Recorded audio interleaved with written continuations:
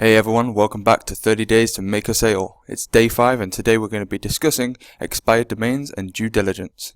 So far in the case study, you should have chosen a market, done initial keyword research, and begun to analyze your main competitors. So today we're going to be looking at basically purchasing a domain name. So it's sort of the step before building your website, and it's obviously quite an important step, and obviously it depends on what sort of website you're going to be building, whether it's going to be a small niche affiliate site, or if you're looking to build a large authority site. Also, whether you want to focus on branding in the long term, or if it's really just to make to make a bit of money. The strategy we're going to be discussing today is basically the strategy that I use. Obviously, some people don't purchase expired domains. Some people just purchase brand new domain names. However, in my experience, I've found that expired domains generally perform slightly better, or at least they reduce the amount of time it takes when you're waiting for Google to index and obviously rank your website. So in today's case study, today's session, whatever you want to call it, we're going to be looking at expired domains and basically how I go about researching to find a good domain to purchase, and the tools that I use. So let me just click this. Here we go. So what we're going to be doing today. Firstly, I'll explain why do I choose to buy expired domains. Next, we'll be looking at the tools that I use and how I use them. Next, we'll be looking at how to set up expireddomains.net, which is a free service. You just have to create an account, and that's what I use to basically find my expired domains. And next, we're going to be looking at how I use the tools. So the tools that I'll be using on Mars, Majestic, Wayback Machine, Whois, and Google. And yeah, we'll be discussing sort of how to use those. So yeah, let's get started. So as I have been doing throughout the whole case study, I've been using the example of the parenting niche and sort of baby products as my example. So we'll continue with that today. So let's just pretend I'm looking for a parenting website, I guess, a parenting domain. So what I do is I go to expireddomains.net, as you can see here. I've got an account. I guess you can just, if you've not got one, to create one. It's, as I said, it's free. It's a really good service, considering it's free. It's fast, and yeah, there's really nothing wrong with it. It could have probably been a paid service, but what the hey, I'm not going to complain. Obviously, when you've chosen your market and your keywords, and you've done your competitor analysis, you should have an idea of what sort of domain name you are looking to purchase. Now, sort of why I buy expired domain names rather than brand new domain names is mainly because of the Google Sandbox. Now, I don't know if everyone's going to be familiar with the Google Sandbox, but basically what it is how to explain this? It's basically a length of time before Google actually picks up your domain or your website and actually starts to index and rank it.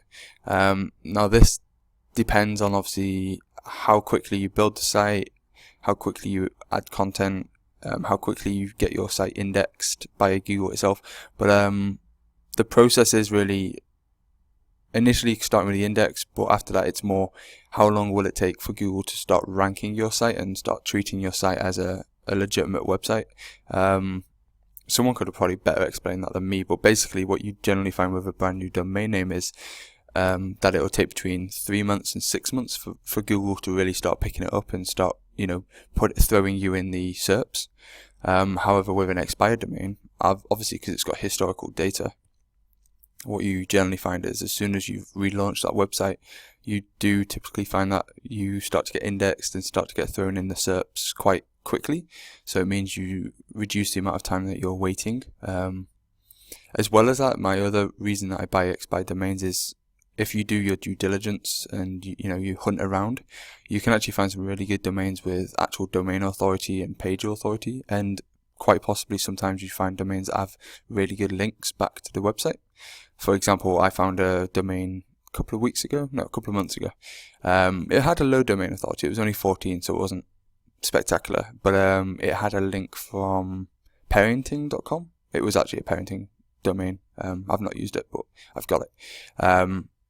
So yeah, it was actually from parenting.com, which is a pretty well-established website. So I just purchased it. Another thing is there's quite a lot of due diligence to do with expired domains. So when you're using expireddomains.net, it's really easy to find domains that look amazing, but really you have to watch out. Before you click register or buy, you need to do the due diligence. If you don't do the due diligence, you'll end up buying loads of domains that look great, but realistically are not great.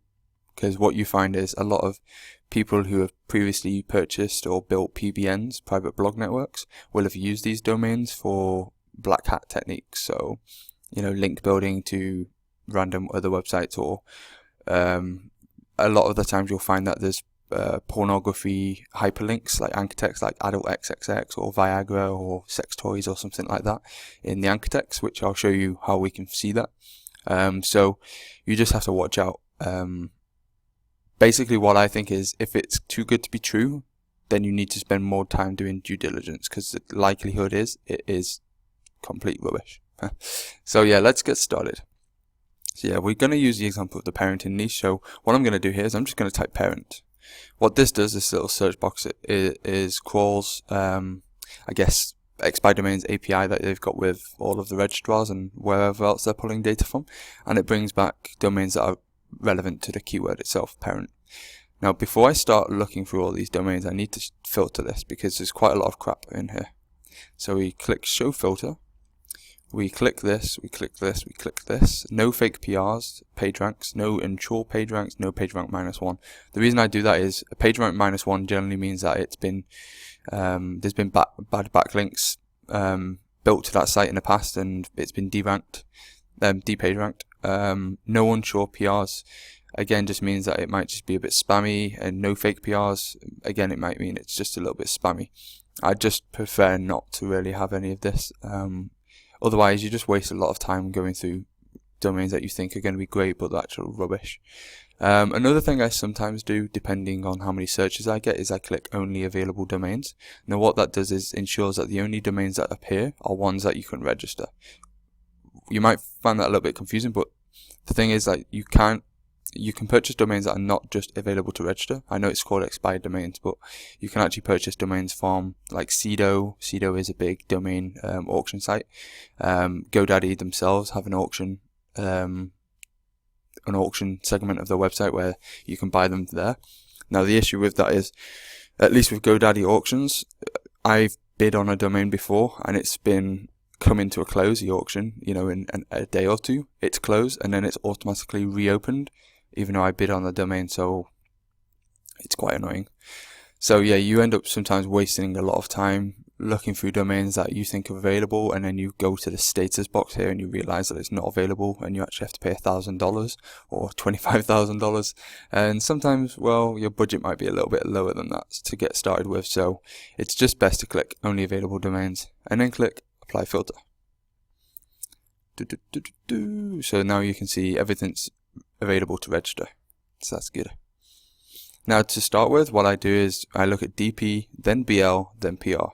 DP is actual domains, it's actual root domain links to the website.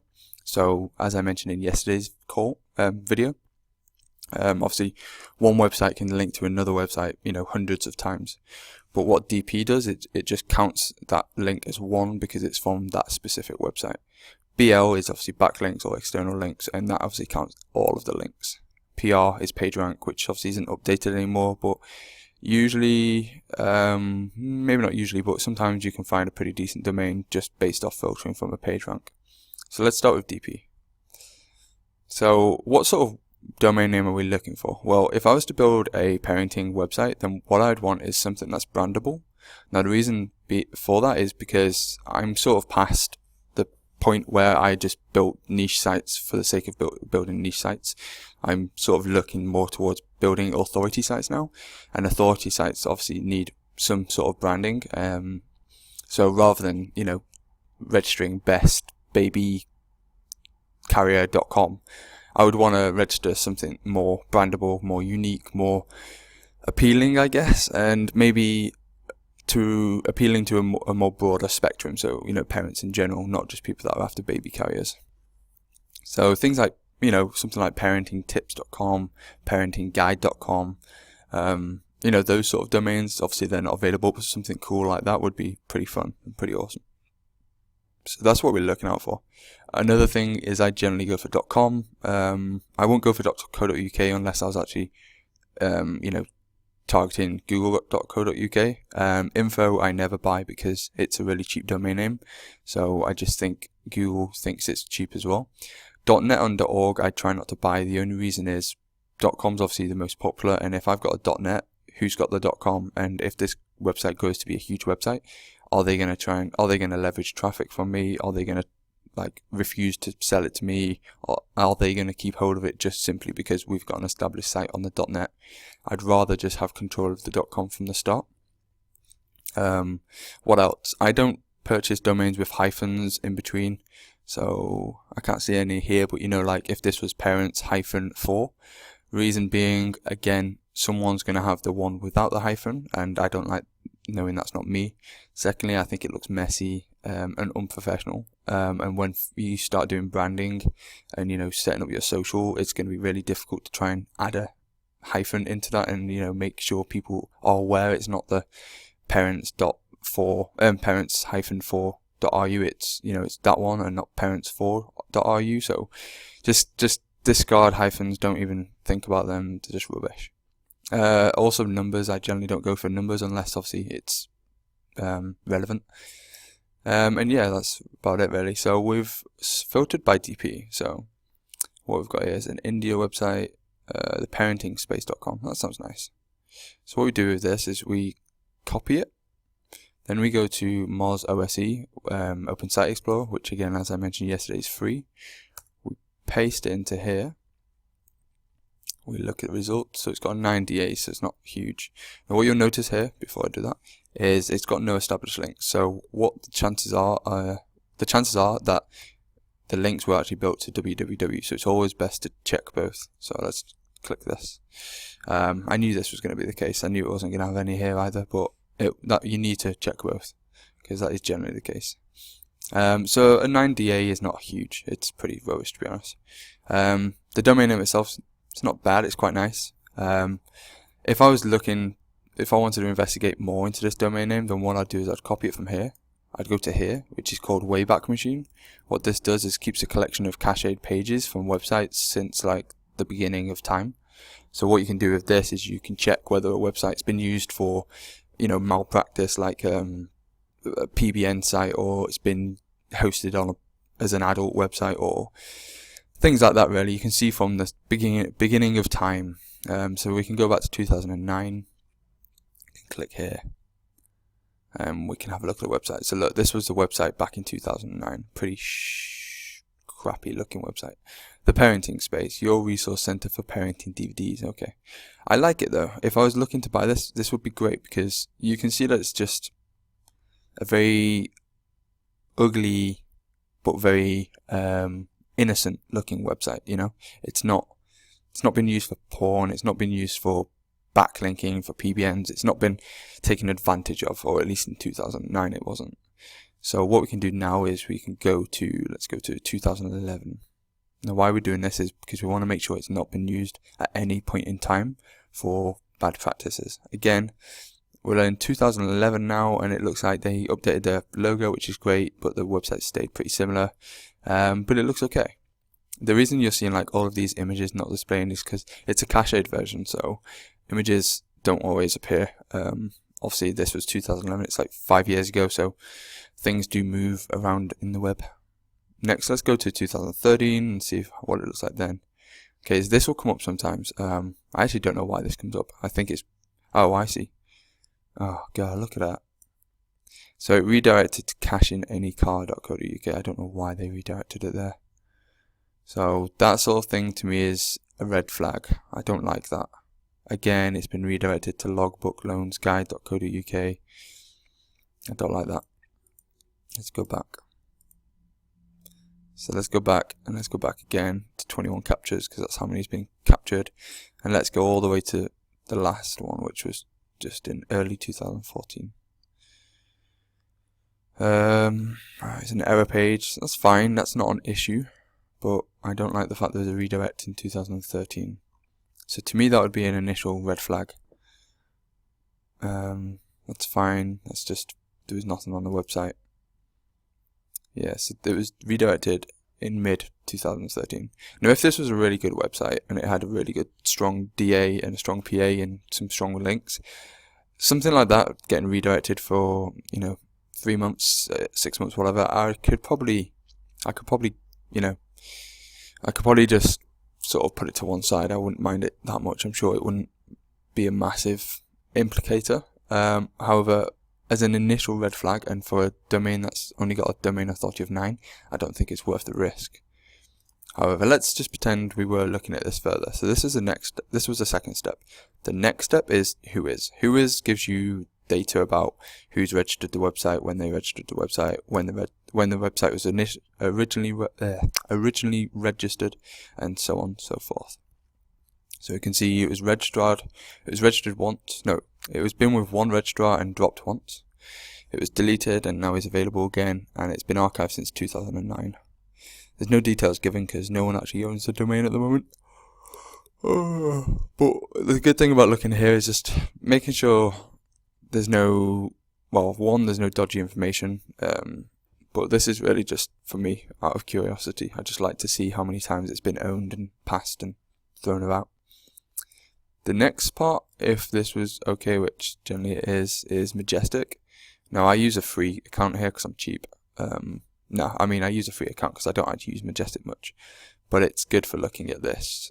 So what we do is copy and paste it here, click go, and what you can see is trust flow and citation flow. So what you're looking for is the trust flow to be as high as the citation flow or higher, and in this case it actually is, but generally I'm looking at like at least a 15 trust flow and a 15 to 20 citation flow, or a 20 trust flow and a 15 citation flow.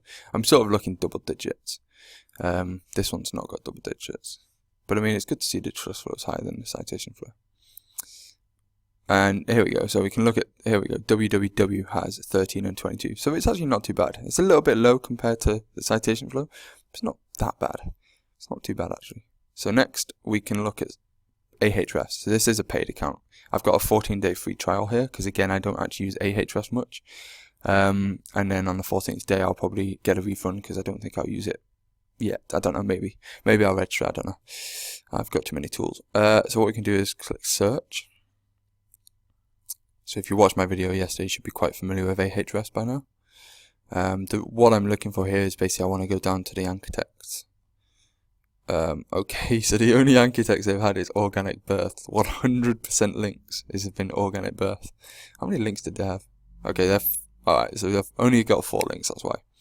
But what you want to do is, if you're serious about buying a domain name, no matter whether it's $10, $20, $1,000, do not buy that domain name until you look at the anchor clouds. Now, I have no idea if I'm sure there's other tools that do this. I know about Ahrefs. I've always used Ahrefs for this, even the free version. So just don't do it, because what you'll sometimes find is that a domain looks great. It'll pass the OSE test. It'll pass the Wayback Machine test. It'll pass the Whois test, the Majestic test. Then you get to Ahrefs, and it's like, oh wait, there's links from Viagra, or there's links called Adult XXX, or lesbians with shampoo. I don't know. There's going to be some random stuff, so that's a really weird, bizarre phrase I just randomly popped into my head. So you really need to just check the anchor text. And the last thing I do is I just do site index, just to see if it's indexed still. So it's not indexed anymore, but I sort of imagine it wouldn't be because it's not live, but I just do this just in case. So yeah, that's the process. Now I do this until I find a decent domain name, and obviously we've not found one yet. I'm going to look at this parentingadvisor.net. Now I would never buy this because it's .net, but I actually quite like the domain name, so I'm just curious to see what sort of statistics it's got. It's only got 15 domain authority.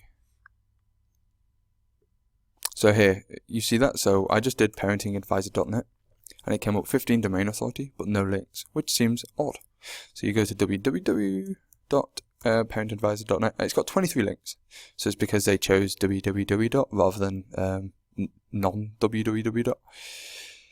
But what you can see here is a lot of them are just from directories. There's one here from Blisstree about sex relationships. Interesting. Vision IQ. Link direct, polypat. I don't know what polypat is. Parenting skills. I don't know. Let's have a look at this. So we just clicked on this one. I'm just curious to see what it is. Looks like a nice little website. Sorry, I'm tired. I can't see the link there.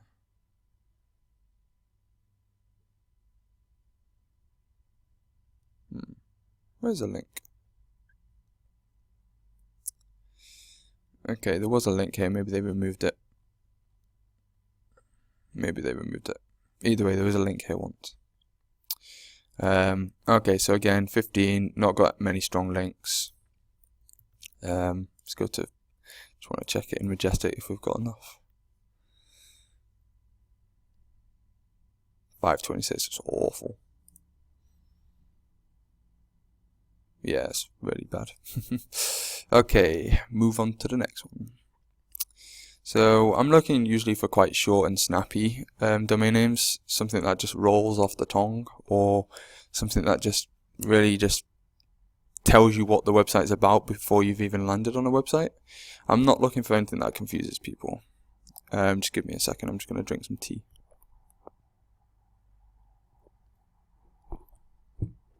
Oh, I love tea. I'm so English. What else we got here? Parentingforless.com. I like that. That's nice. Although it sort of promotes frugal shopping, which I don't want because I want people to pay lots of money, so I get lots of commissions. Parenting for less. 10 links, 12 DA. Lots of no follow.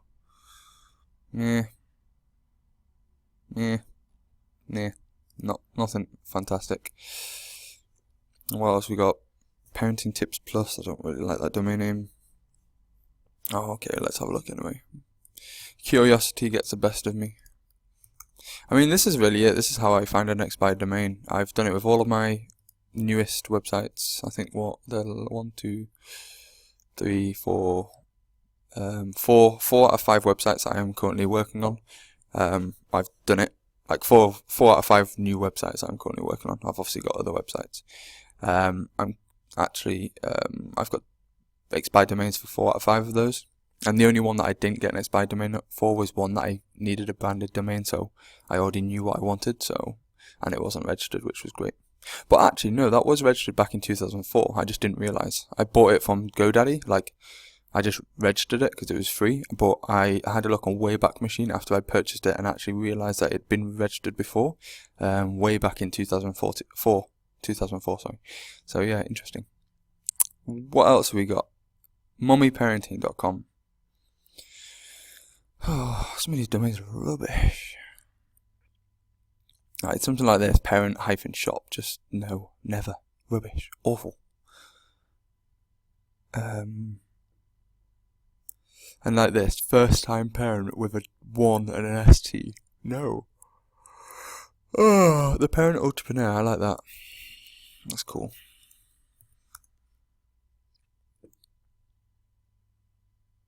It's got a really high spam score. Let's have a look why it's got a high spam score. It's all blog comments, I bet.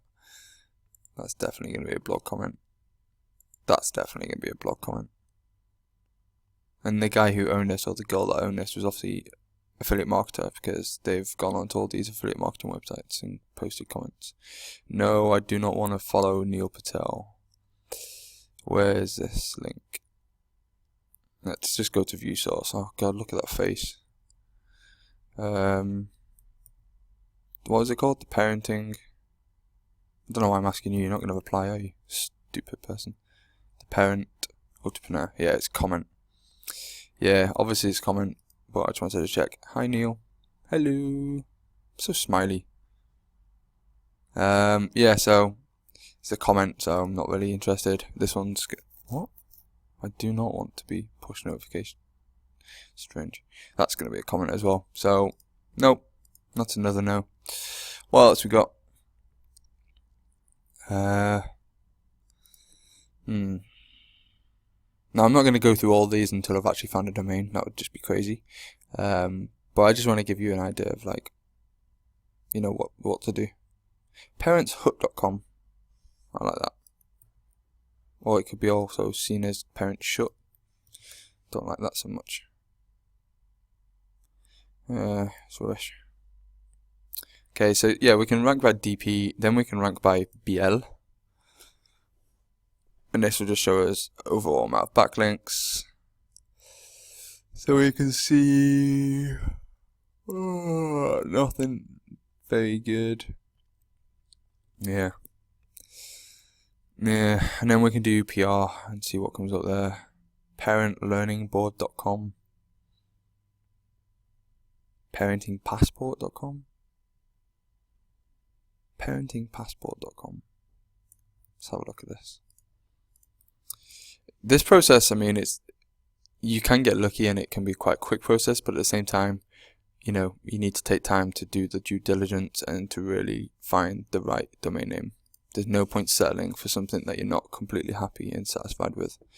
And there is no rush. I mean, I know everyone's excited to get started, and at this point, when you're looking for a domain name, it's like, oh my god, as soon as I've got my domain name, I can start setting up the website and getting content and start building it out and start driving traffic. I know how exciting that is, but at the same time, you do not want to make a mistake with the domain name, because it will jeopardize, it could jeopardize at least your success. So do not make a mistake. So okay, we've looked at parent. Let's have a look at baby. So, you know, if I made a baby site, I could make a baby something, you know, it doesn't have to be parent something. So again, we rank by DP, and we just sort of start trawling through these really.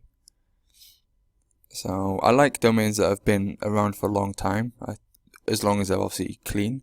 You know, they're nice. babygifthq.com. I reckon this is going to be pretty dirty in regards to the links, but let's have a look anyway. Nothing there. There's 2 links. Okay, it's not dirty at all. Nothing on it. Okay, that's rubbish. Oh, so this is it really. Let's keep looking. Oh god, sorry I keep yawning. I really apologise for that. I'm just really, really tired. I had a long night. Website issues. Hosting. Grr.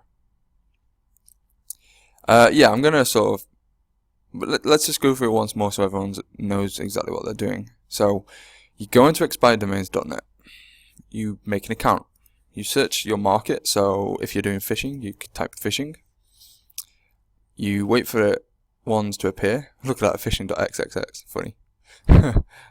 You remove this, remove this, remove this, then you click only available domains, apply filter. There we go, only ones that are available to register. Next, you find a domain, c2phishing.com. Actually, no. You filter domains by DP or whatever you want. Then you find a domain, phishing gears. No, I don't like that. I want to find a decent domain to check out. Anything decent? Nothing really. What is Shenmei Phishing? Okay, let's have a look at this. Shenmei Phishing. Strange. Then you go to Open Site Explorer. Again, a free service. You copy and paste it into here. Wait for it to load. 25 domain authority, it's good. You click this. If nothing comes up in the links, then you do www. And then you look through. So shenmeifishing.com has a Chinese link. Now, generally speaking, I would completely just click off this, but I actually think this is Chinese phishing. Like, it's about Chinese phishing because it's Shenmei, which is Chinese. I just don't know what it means. So, yeah. I guess it's different in this case. But yeah, so you go to here, you have a look at it. If it looks good, then you go to Wayback Machine and you have a look at it. And you have a look at the history. So let's go back to 2004 and have a look then. You click on each. You don't have to click on every one, but you just look at some of them. So it was Shanghai Shenmei Factory of Decoration Technology. Okay, whatever. So it was a Chinese website. And then you look all the way through the years just to make sure it was not used for pornography or PBNs or anything like that. Hopefully it was stayed the same throughout the years. In this case, it hasn't been used for something else. It looks horrible. So in this case, this would be a massive red flag, and I'd probably just stop here. But just for the sake of showing you the process again. We're going to go through to the end. So next is having a look at the whois for Shenmei Fishing. It's 4 registrars with 5 drops. It's been dropped a lot. Deleted and available again. Next we go to Majestic. I'm not sure if I'll be able to see this because I think you only get 2 times a day. Oh no, I can. Okay. 3 and 4, that is rubbish. Next we go to Ahrefs, paste it into here, and we have a look at the anchor text.